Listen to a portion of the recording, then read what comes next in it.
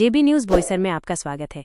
यदि आपने जेबी news Boisar subscribe नहीं किया है तो सबसे पहले जेबी न्यूज़ बोईसर सब्सक्राइब करें और खबरें देखना आरंभ करें। निसर्ग उपचार और योग का अद्भुत संगम। कुपखेड़ा के आपली संस्कृत केंद्र में 7 दिवसीय पंचकर्म शिविर संपन्न। आज हम आपको लिए चल रहे हैं महाराष्ट्र के नासिक जिले के सटाना तालुका के पास एक ऐसे गांव में जो प्रकृति की गोद में बसा है। नाम है कुपखेड़ा। यहाँ स्थित है आपली संस्कृत निसर्ग उपचार केंद्र, जहाँ हाल ही में 12 जुलाई से 18 जुलाई 2025 तक एक खास पंचकर्म और योग शिविर का आयोजन किया गया। भारत के कोने कोने से लगभग 38 प्रतिभागियों, पुरुष और महिलाएं इस शिविर में शामिल हुए और उन्होंने शरीर, मन और आत्मा की शुद्धि का अनुभव किया।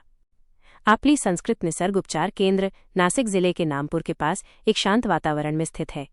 यहाँ हर वर्ष योग और आयुर्वेद को समर्पित विशेष शिविरों का आयोजन किया जाता है, जहाँ पारंपरिक पंचकर्म विधि के माध्यम से शरीर का शुद्धिकरण किया जाता है। इस वर्ष 12 जुलाई से 18 जुलाई 2025 तक आयोजित हुए सप्ताहव्यापी शिविर में देश भर से आए लोगों ने हिस्सा लिया। शिविर के दौरान प्रतिभागियों को पंचकर्म की विविध थेरेपी जैसे पूर्ण देह अभ्यंग, फुल बॉडी मसाज, स्वेदन, स्टीम थेरेपी, शिरोधारा, नेत्र तर्पण बस्ती और वमन क्रिया जैसी प्रक्रियाएं विशेषज्ञों की निगरानी में दी गईं। साथ ही रोजाना सुबह योग, ध्यान और प्राणायाम सत्रों का भी आयोजन किया गया। प्रतिभागियों की डाइट पर विशेष ध्यान रखा गया। दिनचर्या के अनुसार संतुलित, शुद्ध सात्विक भोजन उपलब्ध करवाया गया, जैसे कि मूंग की खिचड़ी, ताजे फल, हर्बल काढ़े और पंचकर्म अनुरूप विशेष आहार दिए गए। तो देखा आपने किस तरह आपली संस्कृत केंद्र प्राकृतिक जीवन शैली को बढ़ावा देते हुए लोगों को स्वस्थ और तनाव मुक्त जीवन जीने की दिशा में प्रेरित कर रहा है। अगर आप भी इस तरह के शिविर में हिस्सा लेना चाहते हैं तो अगला सत्र जल्द ही घोषित किया जाएगा। जेबी न्यूज़ बोईसर चैनल से जुड़ें, सब्सक्राइब करें और ऐसे ही सकारात्मक खबरों के लिए बेल आइकन दबाएं। पंचकर्म थेरेपिस्ट संतोष धवले, योग और हंसी का प्रेरणादायक संगम।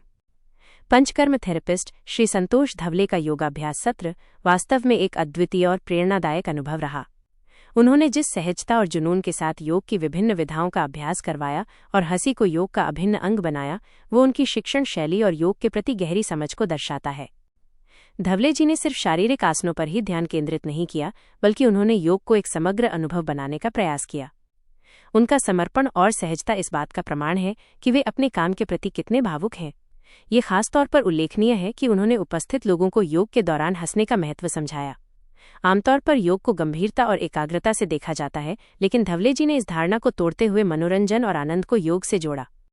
उनकी सरल शैली और सकारात्मक ऊर्जा ने प्रतिभागियों को योग की गहराइयों से जुड़ने में मदद की होगी। ये केवल आसनों का प्रदर्शन नहीं था, बल्कि ये प्रेरणा और ऊर्जा का संचार था।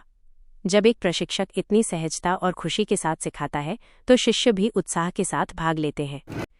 हंसी को योग में शामिल करना एक क्रांतिकारी कदम। हंसी को योग में शामिल करना एक क्रांतिकारी कदम है। यह न केवल तनाव कम करने में मदद करता है, बल्कि ये मन को हल्का और प्रसन्न भी रखता है। संतोष धवले ने यह स्पष्ट कर दिया कि योग केवल शारीरिक व्यायाम नहीं है, बल्कि ये मानसिक और भावनात्मक कल्याण का भी एक शक्तिशाली साधन है। उन्होंने लोगों को ये सिखाया कि खुश रहना जीवन का एक महत्वपूर्ण पहलू है और योग इसे प्राप्त करने का एक शानदार तरीका है। ये सत्र प्रतिभागियों के लिए सिर्फ एक योगाभ्यास नहीं रहा होगा, बल्कि ये आत्मखोज और आनंद का एक मार्ग रहा होगा। धवले जी ने योग को सुलभ और मनोरंजक बनाकर ये साबित कर दिया कि स्वास्थ्य और खुशी एक साथ चल सकते हैं। उनका यह प्रयास निश्चित रूप से लोगों को योग को एक अलग और अधिक सकारात्मक दृष्टिकोण से देखने के लिए प्रेरित करेगा। संक्षेप में संतोष धवले ने न केवल योग सिखाया, बल्कि उन्होंने जीवन को खुशी और उत्साह के साथ जीने का तरीका भी सिखाया। उनका ये प्रेरणादायक दृष्टिकोण वास्तव में सराहनीय है। योगाचार्य सुमित सुधाकर पगारे के मार्गदर्शन में योग सत्र। प्रतिभागियों ने जाना योग का महत्व। पंचकर्म शिविर के दौरान एक विशेष योग सत्र का आयोजन किया गया, जिसमें प्रख्यात योगाचार्य सुमित सुधाकर पगारे ने उपस्थित सभी प्रतिभागियों को योगाभ्यास करवाया। उन्होंने अत्यंत सहज और सरल भाषा में योग के विभिन्न आसनों का अभ्यास कराया और प्रत्येक आसन के शारीरिक, मानसिक और आध्यात्मिक लाभों के बारे में विस्तार से जानकारी दी। योगाचार्य पगारे ने नाड़ी शुद्धि प्राणायाम, भ्रामरी, अनुलोम विलोम, ताड़ासन, भुजंगासन, वज्रासन और त्रिकोणासन जैसे अनेक योगासनों का अभ्यास करवाते हुए बताया कि नियमित योगाभ्यास से न केवल शरीर स्वस्थ रहता है, बल्कि मानसिक शांति और ऊर्जा का स्तर भी बढ़ता है। उन्होंने जोर दिया कि योग केवल व्यायाम नहीं, बल्कि एक जीवन शैली है जो हमें प्रकृति के करीब लाती है और जीवन में संतुलन बनाए रखने में सहायक होती है। उनके मार्गदर्शन में उपस्थित सभी प्रतिभागियों ने पूरे उत्साह और मनोयोग के साथ योगाभ्यास में भाग लिया। योगाचार्य पगारे के सकारात्मक ऊर्जा से भरपूर निर्देशों और आत्मीय शैली से प्रभावित होकर लोगों ने न केवल योग को सीखा बल्कि इसे अपने जीवन का अभिन्न हिस्सा बनाने का संकल्प भी लिया।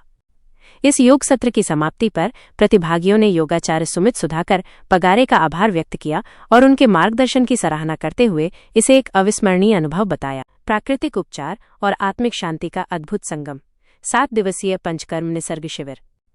प्राकृतिक सौंदर्य से भरपूर वातावरण में आयोजित 7 दिवसीय पंचकर्म निसर्ग उपचार शिविर ने प्रतिभागियों को तन और मन से पूर्ण रूप से स्वस्थ और संतुलित जीवन की अनुभूति कराई। भारत के विभिन्न हिस्सों से आए हुए प्रतिभागियों ने इस शिविर में भाग लेकर न केवल प्राकृतिक चिकित्सा का लाभ उठाया बल्कि स्वयं के भीतर एक नई ऊर्जा और जागरूकता का अनुभव भी किया। शिविर की हर सुबह पंचतत्वों से भरपूर वातावरण में आरंभ होती थी, जहां ताज़ी शुद्ध वायु, निर्मल जल और चहचहाती चिड़ियों की मधुर ध्वनि मिलकर एक अलौकिक सुबह का निर्माण करती थी। सुबह 5 बजे सभी प्रतिभागी योगाभ्यास हेतु एकत्रित होते, जहां शरीर के साथ साथ मन की शुद्धि पर भी विशेष ध्यान दिया जाता। दिन भर प्राकृतिक औषधियों, शुद्ध आहार, ध्यान, आयुर्वेदिक उपचार और पंचकर्म क्रियाओं के माध्यम से सभी प्रतिभागियों ने अपने भीतर की बीमारियों, थकान और तनाव को दूर किया। शिविर स्थल का शांत और पवित्र वातावरण हर किसी के दिल को छू गया। शाम के समय होने वाले सांस्कृतिक एवं संगीतमय कार्यक्रमों ने इस अनुभव को और भी मधुर बना दिया। सुरों की लहरियों के साथ जुड़ी आत्मिक ऊर्जा ने लोगों को सुकून और आनंद की गहराइयों तक पहुंचाया। यह शिविर केवल शारीरिक उपचार का माध्यम नहीं था, बल्कि ये एक आध्यात्मिक यात्रा थी, प्रकृति की गोद में आत्मचिंतन, शुद्धिकरण और जीवन को नए दृष्टिकोण से देखने का अवसर। महाराष्ट्र के नासिक के निकट सताना तहसील के करीब नामपुर में एक आपली संस्कृति नामक स्वास्थ्य केंद्र है, जिसे वेलनेस सेंटर के नाम से कहा जाता है। इस निःशुल्क उपचार केंद्र के अंदर 7 दिन का प्रशिक्षण दिया जाता है, जहां पे पूरे भारत से लोग इकट्ठा हुए। उन्होंने यहां पे अपना ट्रीटमेंट कराया और ट्रीटमेंट कराने के बाद उन्हें क्या अनुभव मिला जानते हैं उनके ज़बानी। सर जी, आप यहाँ पर आए, कैसे आए और किस तरह से आप आए और क्या आपको अनुभव मिला? हमने ऑनलाइन सर्च किया और हमने देखा कि पूरा माहौल बहुत बढ़िया है और जो प्रशिक्षण दे रहे हैं वो भी सब लोग मतलब पढ़े लिखे हैं और आसपास का एटमॉस्फेयर भी इतना भी अच्छा है कि जैसे कोई ट्रीटमेंट ना लेवे तो भी अच्छा हो जाए, ऐसा मतलब बहुत बढ़िया एटमॉस्फेयर है। सर जी, आप कुवैत में रहते थे और कुवैत में रहने के बाद में आपको इस निसर्ग उपचार केंद्र के बारे में कैसे पता चला कि यहाँ पे जब पहुँचे तो आपको क्या लगा और क्या महसूस किया? आप आज यहाँ पे 5 दिन से हैं और 5 दिनों में आपने क्या महसूस किया? पहले तो ये जो इनका एडवर्टाइज जो है वो हमको सोशल मीडिया से पता चला कि इन्होंने बहुत अच्छा एडवर्टाइजिंग किया था और उसमें डिस्क्रिप्टिव थिंग्स बताए थे कि क्या मिलेगा क्या नहीं, कितना चार्जेस है, कहाँ पे है लोकेशन। तो पहले जब हमने देखा तो ये लोकेशन हमको पहले पसंद आ गया। नासिक है, नासिक का जो नेचर जो है वो सबसे बेस्ट है। तो सबसे पहले ये एडवांटेज था कि नासिक में हमको जाना है। मैं मुंबई से हूँ, कुवैत से आया था। और दूसरी चीज़ है कि इनके जो इन हाउस डॉक्टर हैं जिनकी यहाँ पे खुद की रेसिडेंसी है, तो अगर कुछ भी प्रॉब्लम हो जाए, हमारा साइड इफेक्ट हो जाए, तो इमीडिएटली वो रीचेबल है विद इन फ्यू सेकेंड। तो ये सबसे एडवांटेज हमको लगा। सबसे बड़ी बात है कि सोशल मीडिया के माध्यम से आज देश भर में पूरा कनेक्शन हुआ, देश भर ही नहीं जबकि अंतर्राष्ट्रीय स्तर पे भी कनेक्शन हुआ, क्योंकि कुवैत से आना बहुत बड़ी बात है यहाँ पे। और आने के बाद जब उन्होंने यहाँ नासिक पहुंचे तो उन्हें पता चला कि यहाँ पे किस तरह का ट्रीटमेंट दिया गया और वो इस ट्रीटमेंट से संतुष्ट थे। सर जी, आप कहाँ से और किस तरह का आपको अनुभव मिला? मैं जलगांव से हूँ। मेरे भाई ने सर्च किया इंस्टाग्राम पे, मैं बुकिंग कर रहा हूँ, आपको आना है। ठीक है भाई, मैंने भाई को बोल दिया अपना कर रहे तो मेरा भी कर लो। तो मैंने कुछ देखा भी नहीं था अपन, लेकिन यहाँ आने के बाद मुझे लगा कि हम सही जगह पे आए हैं और यहाँ जो ट्रीटमेंट मिल रही है वो अच्छी है, समाधान कारक है, सभी को अच्छा है, एटमॉस्फेयर अच्छा है। ट्रीटमेंट तो एक पार्ट है और इधर यहाँ रहने का जो निसर्ग जो है वो दूसरा पार्ट है। यानी कि every coin have 2 side, both side is very important. ऐसे बोथ साइड यहाँ के जो है तो अच्छे है। ठीक है, बिल्कुल सही कहा इन्होंने। Every coin has 2 sides, negative और पॉजिटिव। यहाँ पे उन्होंने देखा कि यहाँ जब नासिक जैसा केंद्र है और नासिक जैसे केंद्र में यहाँ पे वातावरण काफी कुशल है। वातावरण को देखते हुए यहाँ पे वो पहुंचे और पहुंचने के बाद भी उन्होंने यहाँ पे अपना उपचार लिया। हम जाने कि अब डहाणू से जो आए हैं भाई साहब, ढानू से आए हैं, वो ढानू थर्मल पावर स्टेशन में काम करते हैं जो अडानी के द्वारा चलाया जाता है, और उनसे पूछेंगे कि किस तरह से उनको अनुभव मिला, कैसे ढानू से वो नासिक तक पहुंचे और इतने रिमोट एरिया में पहुंचे। भाई साहब बताएंगे आप किस तरह से यहाँ पहुंचे और किस तरह से अनुभव मिला? बहुत समय से मैं पंचकर्मा रेसिडेंस सेंटर ढूंढ रहा था, लेकिन मुझे आसपास कहीं मिल नहीं रहा था। मिल रहा था तो 1 या 2 दिन का था, तो उसमें मुझे इतना नहीं आता था, क्योंकि मेरा ये सोच था कि भाई रेसिडेंस सेंटर रहेगा तो बहुत अच्छा रहेगा, और ये जैसा मेरा नेटिव भी बहुत ही नज़दीक है, इसके लिए ये सेंटर मुझे बहुत अच्छा लगा। और यहाँ पे आने के बाद जो हमें चीज़ें मिली, नेचर जो मिला बेनिफिट, उसका बहुत बेनिफिट हुआ, और जो हमारे साथी यहाँ पे हम लोग को मिले बहुत हमको अच्छा लगा। और जो हमारे यहाँ पे जो पंचकर्मा की थेरेपीज वगैरह हुई वो भी अच्छे है यहाँ पे। जैसे हमारे ढवले साहब है, वर्कआउट करने के लिए हमारे भाई है, यहाँ का स्टाफ भी बहुत अच्छा है। तो मैं सभी को यही निवेदन करूँगा कि ज़रूर एक बार अपना अनुभव लेके जावे, यही उम्मीद मैं रखूँगा। यहाँ पर जिस तरह से उन्होंने बताया कि यहाँ जब वो पहुंचे तो उन्हें काफी नेचर की जानकारी मिली, और नेचर के मुताबिक यहाँ पे जो सेंटर बनाया गया है बिल्कुल प्राकृतिक रूप से बनाया गया है।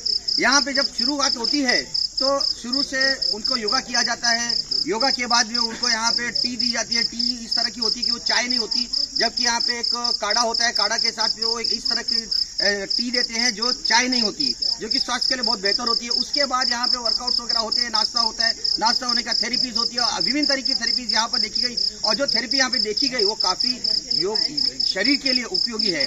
उसके बाद यहाँ पे दोपहर का भोजन होता है, भोजन होने के बाद में कुछ आराम का समय दिया जाता है, और फिर उसके बाद शाम को फल फ्रूट का नाश्ता दिया जाता है। उसके बाद में रात को खाना दिया जाता है। खाना भी ऐसा कि उसमें रोटी नहीं होती, चावल नहीं होती और कड़क सब्जी नहीं होती, जो भी होता है स्वास्थ्य के हिसाब से दिया जाता है। यहाँ पे स्वयं एक डॉक्टर उपस्थित है, जो डॉक्टर यहाँ पे ट्रीटमेंट देते हैं वो यहाँ पे 24 घंटे रहते हैं। ये सबसे बड़ी बात है, क्योंकि जो ये निसर्ग के बीच में, पहाड़ों के बीच जो ये देखा गया सेंटर काफी सेहत के लिए बेहतर है। हम जानना चाहेंगे कुछ और लोगों से, महिलाओं से भी बात करेंगे। केंद्र है, उस केंद्र पे हम आए हैं जो आपकी संस्कृति है। मैंने जैसे आपको कहा था कि महिलाओं की भी अनुभव लेंगे। यहाँ पे जो महिला यहाँ पहुंची है उन्होंने क्या अनुभव लिया, किस तरह से यहाँ पहुंचे और किस तरह का उन्हें अनुभव महसूस हुआ यहाँ पर योगा में, यहाँ पे खान पान में, रहन सहन में और लोगों के साथ जुड़ने में किस तरह के अनुभव हुए, हम उनसे जानना चाहेंगे। मैडम आप कहाँ से आए हैं? और हम थाना से आए हुए हैं। हाँ, हम थाना से आए हुए हैं और हम बाय ट्रेन आए हैं, और यहाँ सब अच्छा लगा। वैसे एटमॉस्फेयर वगैरह अच्छा है, वेदर वगैरह बहुत अच्छा है, लोग यहाँ मिलनसार हैं, फूड भी सही है एज पर डाइट, और ओवरऑल इट्स गुड। और यहाँ की योगा मुझे सबसे ज़्यादा अच्छा लगा। यहाँ पे जिस तरह से योगा किया गया, मैडम आप है ना कलकत्ता से आई है, कलकत्ता बहुत दूर है और यहाँ पे संपर्क करना नामुमकिन था, लेकिन किस तरह से संपर्क और कैसे आप यहाँ पहुँचे? नेट द्वारा संपर्क किए हैं, पता करके ट्रेन द्वारा आए हैं यहाँ पर। यहाँ का योगा अच्छा लगा, यहाँ का माहौल भी अच्छा लगा, यहाँ का खान पान भी अच्छा लगा। पहली बार आप आए हैं? पहले बार आए हैं। इसके पहले कहीं गए थे आप पंचकर्मा में? नहीं, पहली बार आए हैं। आपने देखा कि सोशल मीडिया कितना पावरफुल हो गया कि यहाँ पे एक छोटा सा केंद्र शुरू होता है और शुरू होने के बाद में अचानक पूरे विश्व में उसका विज्ञापन हो जाता है, और विज्ञापन होने के बाद में लोग यहाँ पे आते हैं और यहाँ पे जुड़ते हैं। हम यहाँ पे जानना चाहेंगे योगा टीचर से जो योगा सिखाते हैं यहाँ पे, खास करके और सवेरे सवेरे आ जाते हैं, काफी दूर से आते हैं, और हम उनसे अनुभव लेंगे। सर किस तरह से आपने योगा के अंदर एंट्री की और एंट्री करने के अंदर आज आप एक टीचर बने हो, क्या उद्देश्य है आपका? तो जैसे कि आप देख सकते हो कि आज के हालात जो है ओवरऑल कि जो अपनी लाइफस्टाइल है गलत लाइफस्टाइल की ओर जा रहा है, क्योंकि भागदौड़ भरी जिंदगी है, किसी को अपना एक्सरसाइज करने के लिए, योगा करने के लिए टाइम नहीं है। और वही मेरे बारे में भी हो रहा था।